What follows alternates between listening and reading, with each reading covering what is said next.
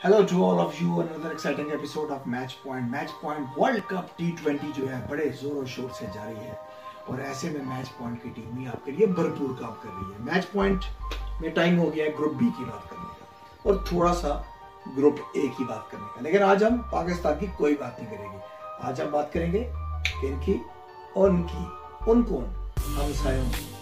हमसाये किस कोशिश में है ये आपको खूब बताएंगे, लेकिन थोड़ी थोड़ी बातें बताएंगे, ज्यादा बातें नहीं बताएंगे क्योंकि हमसाये जो है वो नाराज हो रहे हैं। तो हमसायों ने क्या किया, क्या कर रहे हैं, उन पे कैसा वक्त आ रहा है, कैसा आ चुका है, हमारे ऊपर तो आता रहता है लेकिन उनको बड़े अरसे बाद आया है। लेकिन इसलिए ये बताएंगे आपको कि हमसाये क्या सोच रहे हैं, उनके लिए क्या मुमकिनात हैं और वो क्या कर सकते हैं और क्या नहीं कर सकते। लेकिन सबसे पहले पाकिस्तान का सबसे मजबूत हरीफ जिनके साथ फाइनल की एक्सपेक्टेशन जो है वो बढ़ चुकी है, वो है चैंपियन टीम। चैंपियन टीम कौन है? 2019 की चैंपियन टीम, आई मीन इंग्लिस्तान की टीम जो हर हाल में चैंपियंस की टीम, जिनकी बैटिंग खत्म होने का नाम ही नहीं लेते। और जोस बटलर तो मुझे लगता है कि जब सोते हैं तो सोते समय भी रन बनाते रहते हैं और जब सुबह उठते हैं तो सेंचुरी बन चुकी होती है। ऐसे में इस टीम को संभालना बहुत मुश्किल हो जाएगा। स्पिन अटैक में आ जाए, आदिल राशिद से लेके मोइन से लेके मिडिल ऑर्डर में आ जाए, इंग्लैंड की टीम इस वक्त एक भरपूर बैलेंस्ड अटैक है। जॉर्डन से लेके वोग से लेके कौन सा खिलाड़ी है जो इस वक्त फॉर्म में नहीं है? नंबर 11 भी इंग्लिस्तान का बैट कर सकता है, लेकिन वो क्यों करेगा? जब ऊपर वाले नहीं छोड़ेंगे तो नीचे वाले क्यों करेंगे?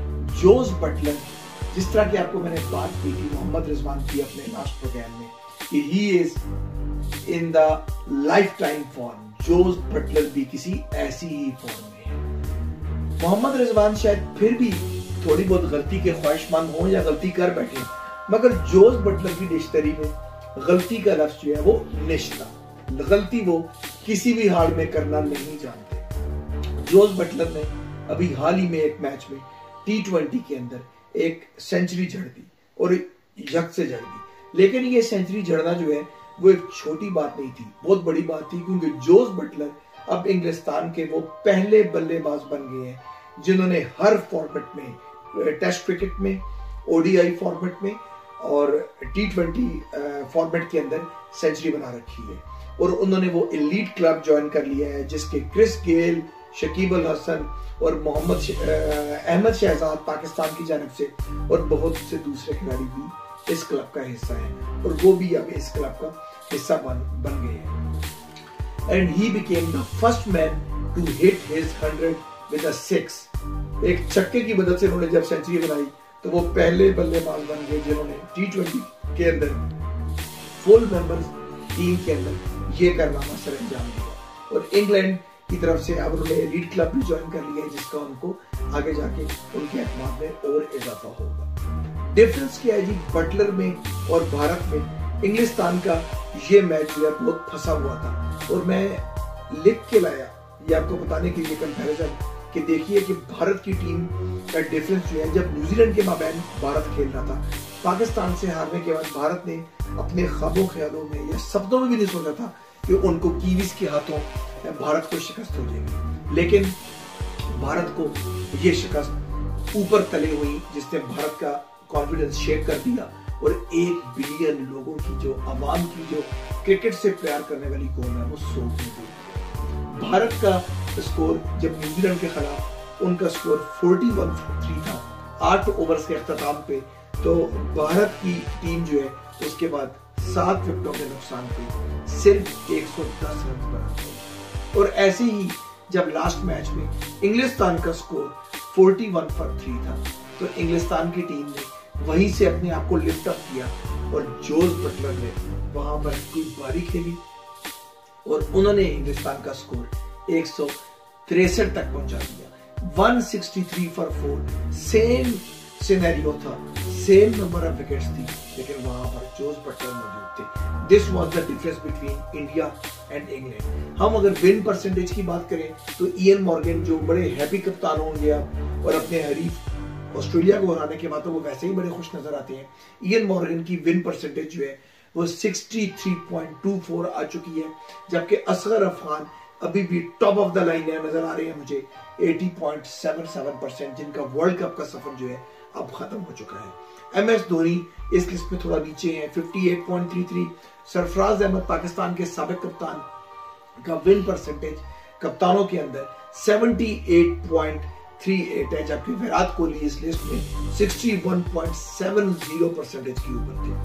इंडिया वर्सेस न्यूजीलैंड बड़ा इंटरेस्टिंग मैच था, क्योंकि आर्च राइवल्स पाकिस्तान के खिलाफ हारने के बाद उनका जो मोरल था वो बहुत ज्यादा डाउन हो चुका था। भारत की टीम के लिए ये मैच जीतना लाजम मंजूर था। ये डू डाई मैच था जो भारत की टीम को हर हाल में जीतना था। भारत की टीम जो है वो इस मैच को जीतने के लिए जब मैदान में उतरी तो उन्हें मालूम नहीं था कि कीवीज के हाथों उनको इतनी टफ फाइट देखने पड़ेगी। India got the shocking defeat versus Kiwis. ये जो डिफीट थी भारत की न्यूजीलैंड के खिलाफ, इसमें खास बात ये थी कि इंडिया की बैटिंग लाइन वो बैटिंग लाइनअप है जिसको हम कहते हैं कि वो ना सिर्फ IPL की बल्कि दुनिया की मजबूत तरीन बैटिंग लाइनअप है। इंडिया की टीम अपने लोएस्ट एवर टोटल के ऊपर T20 के अंदर वर्ल्ड कप के अंदर अपने लोएस्ट एवर टोटल पे आउट हो गई। अगर कुछ रन और कम बनाए होते तो शायद वर्ल्ड रिकॉर्ड भी बन जाता, क्योंकि रिकॉर्ड जो है वो जिम्बाब्वे के पास है, जिन्होंने साउथ अफ्रीका के खिलाफ 8 विकेटों के नुकसान पे 93 रन जोड़े थे 2012 के वर्ल्ड कप पे। इंडिया की टीम ने उसको क्रॉस कर लिया और 110 रन पे न्यूजीलैंड के खिलाफ ये टीम ढेर हो गई।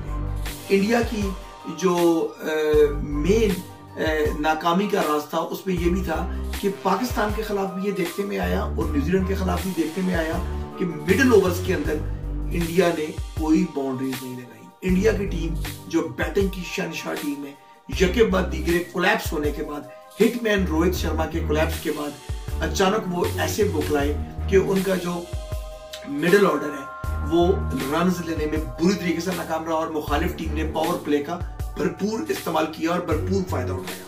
मिडिल ओवर्स में 7 for 15 इन T20 इंडिया का ये इस वर्ल्ड कप में मिडिल ऑर्डर का ये रिकॉर्ड था वर्सेस ऑस्ट्रेलिया सिडनी में 2008 में भी। ये कब मौका आया? ये 3 दफा मौका आया। जब पहली दफा ऐसा मौका आया इंडिया के पास जब उन्होंने मिडिल ओवर्स के अंदर इस तरह से परफॉर्मेंस की 7 for 15 मिडिल ओवर्स के अंदर, तो वहां पर सिडनी में ऑस्ट्रेलिया के हाथों उनको शिकस्त हुई। सेकंड टाइम नागपुर में न्यूजीलैंड के खिलाफ वर्ल्ड कप्स के अंदर उनको अपने होम ग्राउंड पे 2016 में शिकस्त हुई। ये भी आगे चल के मैं आपको बताऊंगा कि न्यूजीलैंड के खिलाफ भारत जो है जब उतरा वर्ल्ड कप में उनका ट्रैक रिकॉर्ड अच्छा नहीं है और अब तीसरी दफा 2021 में उनको श्रीलंका के हाथों कोलंबो में इस अजियत का सामना करना पड़ा। लेकिन टीम इंडिया को मालूम नहीं था कि उनको 2021 में अभी एक और मरतबा भी ये मौका देखना है और उन तीनों मरतबा भी भारत की टीम वो मैच जीत नहीं सकी और वो मैच हार गई। Man behind the India batting was जिन्होंने 2 इंपॉर्टेंट विकेट्स लिए, he was Indrajith, he was one more Indian but now he is known as Ish Sodhi. Ish Sodhi जो न्यूजीलैंड के होनहार स्पिनर हैं और उनके मायनाज स्पिनर हैं, ब्रैम्पटन वुल्व्स से खेलते हैं फ्रेंचाइज से और क्या जबरदस्त खेलते हैं। और इनका जब स्पेल शुरू होता है तो मैं जब भी अपने साथी जो बैठने वाले होते हैं उनको मैं कहता हूं कि magic time is gonna start for the New Zealand. और जो ही मैंने अपने मुंह से यह बात निकाली कि magic will start working for New Zealand, तो उन्होंने पाकिस्तान के खिलाफ भी जादू जगाना शुरू किया और भारत के खिलाफ भी उन्होंने जादू जगाना शुरू कर दिया। इंद्रबीर सिंह, ईश सूदी जो बचपन से ही भारत से आ गए थे और न्यूजीलैंड में उन्होंने सकूनत अख्तियार कर ली थी, लेकिन भारत के खिलाफ विकेटें लेने का रेशो जो है उन्होंने कम नहीं किया। बहुत ही इंपॉर्टेंट विकेटें ली। कप्तान विराट कोहली और हिटमैन रोहित शर्मा का जब विकेट लिया तो उन्होंने लिटरली इंडिया की बैटिंग लाइन की कमर वहीं पर तोड़ दी। ईश सूदी के बारे में एक और आपको दिलचस्प बात बताऊं कि he is now the first bowler to dismiss Virat Kohli. Bharat के कप्तान विराट कोहली को 3 मरतबा T20 के अंदर आउट करना कोई खाला जीगा कर नहीं है। He holds the unique feat of now beating and making him out in the battle off spin versus the best batsman, उन्होंने ये बैटल जीत ली है। ये तीसरी मर्तबा है जब विराट कोहली उनका शिकार बने और उनके खिलाफ स्कोर ना कर सके और टीम इंडिया के लिए कोई मौका फराहम ना कर सके जीत का, और ईस्ट सुदी के आगे ढेर हो गए। कंबाइंड स्पेल ऑफ जो 8 ओवर्स किया इन स्पिनर्स ने, भारत की टीम जो स्पिनर्स को खेलने में माहिर है, मिचेल सैंटनर और ईस्ट सुदी का जो स्पेल था 8 ओवर्स का, दैट कंसीडर्ड ओवर 32 रन्स। इससे हम अंदाजा कर सकते हैं कि भारत की टीम क्यों 110 रन बनाने में कामयाब हुई और क्यों न्यूजीलैंड के आगे ढेर होगी, क्योंकि वो कमाल मिचेल सैंटनर और ईस्ट सुदी का था जिन्होंने आज विकेट्स भी पिक किए न्यूजीलैंड के लिए। But playing the spin is not a problem for India. मेरी समझ से बाहर है कि हिटमैन रोहित शर्मा हो या विराट कोहली हो, वो क्यों स्ट्रगल करते रहे इन विकेटों पे, और इन्हीं विकेटों पे यहाँ पर उन्होंने आईपीएल में भारत के लिए रन्स के अंपार लगा दिए थे। वर्सेस पाकिस्तान अगर मैं बात करूं तो India managed only 44 runs in the 8 overs from the spinners. वहां पर भी भारत की टीम स्पिनर्स के खिलाफ वहां पर मुश्किल में रही, शिकंजे में ले लिया पाकिस्तान ने उनको जब स्पिनर्स की बारी आई, और न्यूजीलैंड के खिलाफ भी वो ही हुआ। Later they were up against the team जो 11 ओवर्स में स्पिन के अगेंस्ट जो हुए, और लास्ट टाइम जब ये नागपुर में मिले थे तो वहां पर भी भारत की टीम जो है स्पिन अटैक के अगेंस्ट जो है वो न्यूजीलैंड की चोट हुई थी। And once again the things remain the same. No boundary from the India in the middle over. Interestingly, जैसे कि मैंने आपको बताया कि इंडिया स्ट्रगल कर रहा था, बाउंड्री तो दूर की बात है, इंडिया से उस वक्त रनिंग बिटवीन द विकेट्स में भी इनको दिक्कत आ रही थी। और एनी बाउंड्री जो 7 से 15 ओवर्स के बीच में लास्ट वर्ल्ड कप जब लगी, तो जब न्यूजीलैंड के खिलाफ इंडिया की टीम बैटिंग कर रही थी 2016 में, तो उस वक्त भी जो मिडिल ओवर्स थे, ओवर नंबर 7 और ओवर नंबर 15, वहां पर भारत की टीम अपने होम ग्राउंड नागपुर के अंदर कोई भी बाउंड्री लगाने में कामयाब नहीं रही। और बहुत ही इंटरेस्टिंग बात कि इतने साल गुजरने के बाद, 5 साल के बाद, हालांकि 4 साल होने थे, कोविड-19 की वजह से इनको 1 साल कुदरत ने और प्रोवाइड कर दिया और मौका फराहम कर दिया। लेकिन हाय रे सतम शरीफी, 1 साल ओल मिलने के बावजूद, 5 साल गुजरने के बावजूद भी भारत की टीम 7 ओवर और 15 ओवर के बीच में न्यूजीलैंड के खिलाफ कोई भी बाउंड्री स्कोर करने में कामयाब नहीं रही। इंडिया का जो न्यूजीलैंड के खिलाफ मैंने कहा था कि बैटिंग वॉज जो है वो इतनी नई नहीं है, बड़ी पुरानी है, चाहे वो कोई भी फॉर्मेट हो। कुछ ऐसा कुदरत का निजाम है। पाकिस्तान की टीम भारत से शिकस्त खाती थी, न्यूजीलैंड की टीम पाकिस्तान से शिकस्त खाती थी, और भारत की टीम न्यूजीलैंड से शिकस्त खाती थी। ये ट्रायो आज तक कायमोदायक था जब तक कि शाहीन ने भारत को इस वर्ल्ड कप में जेर नहीं कर दिया। कैसे आप पूछे कि पाकिस्तान जब न्यूजीलैंड की टीम सेमीफाइनल्स में नॉकआउट में पहुंची, पाकिस्तान ने उस टीम के ड्रीम्स शैटर कर दिए, और ऐसे ही टीम न्यूजीलैंड ने भारत के जो ड्रीम्स हैं वो शैटर किए। अगर आप ये देख सके, हमारे प्रोड्यूसर आपको एक लिस्ट दिखाएंगे। वर्ल्ड कप 1992 न्यूजीलैंड की टीम जीती, वर्ल्ड कप 1999 में न्यूजीलैंड की टीम ने सुपर 6 में भारत को शिकस्त दी, चैंपियंस ट्रॉफी 2000 में स्टीफन फ्लेमिंग की न्यूजीलैंड की टीम जो कि वो चैंपियनशिप भी जीत गई थी, भारत की टीम को शिकस्त हुई। वर्ल्ड कप 2003 वो वाहिद मार्का था जहां भारत की टीम जो फाइनल में ऑस्ट्रेलिया से हारी थी, वहां पर उन्होंने न्यूजीलैंड की टीम को शिकस्त दी थी। जबकि 2007 के T20 वर्ल्ड कप में न्यूजीलैंड की टीम जीती, 2016 के T20 के अंदर भी न्यूजीलैंड की टीम जीती, और भारत की टीम को उनके घर में शिकस्त हुई थी। इसके अलावा चैंपियनशिप के फाइनल में 2021 में न्यूजीलैंड के हाथों शिकस्त हुई टेस्ट चैंपियनशिप में, और अब T20 वर्ल्ड कप 2021 में भी न्यूजीलैंड ने भारत की टीम को जेर कर दिया। श्रीलंका और बांग्लादेश दोनों इस वर्ल्ड कप से ऑफिशियली आउट हो चुके हैं। मतलब कि अब मैदान में एशियन टीम सिर्फ जो टेबल्स पे मौजूद है और जिसने कंफर्मेशन की है, झंडा गाड़ा है सेमीफाइनल का, वो सिर्फ पाकिस्तान की टीम है। भारत की टीम इस सेमीफाइनल में पहुंच सकती है। कैसे पहुंच सकती है आपको बताएंगे थोड़ी सी देर के बाद। और तो बिल्कुल परेशान ना हो, जो भारतीय व्यूअर्स मेरा ये शो देख रहे हैं उनके लिए कुछ उम्मीद की किरणें कायम है कि भारत को अगर सेमीफाइनल खेलना है तो कैसे खेलना है। इट लुक्स लाइक कि पाकिस्तान की टीम जो है अब एक लोन वॉरियर बचेगी और अफगानिस्तान की टीम जो है वो भी कुछ तितर बितर कर सकती है, लेकिन बड़े कुछ टफ सिनेरियो है अफगानिस्तान के लिए भी और भारत के लिए भी इस वर्ल्ड कप में आगे करने के लिए। इंडियन क्रिकेट फैंस जो है उनसे my congratulations to the Indian fans. 1 billion लोगों की जो ये मुल्क है इंडिया, ये इस क्रिकेट को खेल नहीं बल्कि मजहब का दर्जा देता है। I am so sorry for their fans, लेकिन इसमें विराट कोहली और रोहित शर्मा का कोई कसूर नहीं है। These are the ups and downs जिसमें तमाम टीमें से गुजरती हैं। और अगर आप टीम पाकिस्तान की बात करें कि जिन्होंने आपकी टीम को शिकस्त दी है, तो टीम पाकिस्तान तो पिछले कई दहाइयों से इसी चीजों से गुजर रही है और उनके फैंस तो बहुत मजबूत दिल और बड़े मजबूत एहसाब के मालिक हैं। हार से इतना गहरा रिश्ता हो गया था वर्ल्ड कप में, पिछले 9 मुकाबलों से पाकिस्तान टीम पहुंचने का ही नाम नहीं ले रही थी, तो इतना गहरा रिश्ता था कि शायद पाकिस्तानी अवाम जो है उसकी आदी हो गई है। तो भारत की अवाम के लिए थोड़ा सा ये शौक था, तो इस शौक से संभलने में इनको टाइम लगेगा, लेकिन भारत जो है अब ट्रैक पे वापस आ चुका है अफगानिस्तान की गेम के। थोड़ा सा आगे बात करते हैं कि कोहली 11 के बारे में आपके मैंने बात की थी कि they still have a chance to come back into this world cup, must win in the remaining games. Namibia के खिलाफ उनको जीतना होगा और बड़े मार्जिन से जीतना होगा।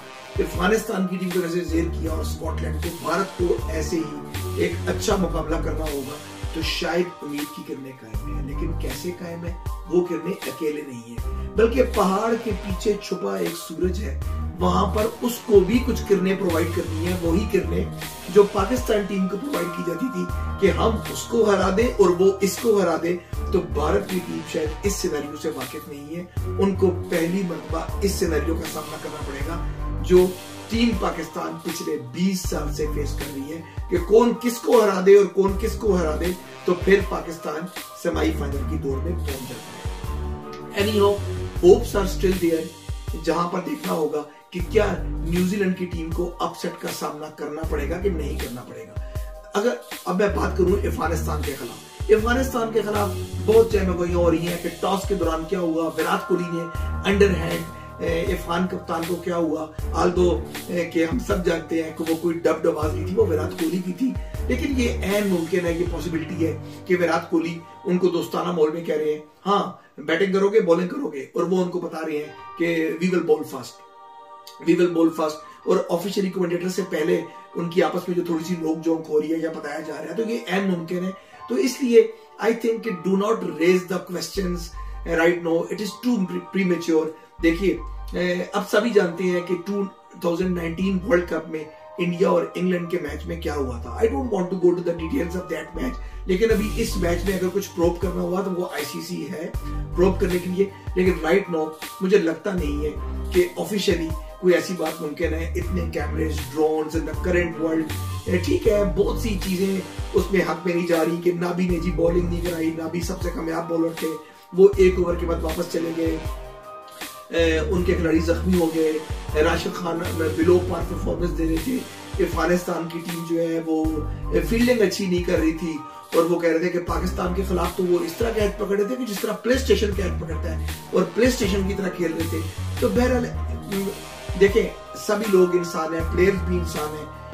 In the so tough cricket, one day you have the high performance and other day you have a low performance. तो might be Afghanistan fatigue up हुआ हो, लेकिन it's too premature to comment on this match. Anyhow, congratulations to the Indian fans, congratulations to the India on coming back in the tournament to show कि भारत क्या है, भारत की बल्लेबाजी क्या है।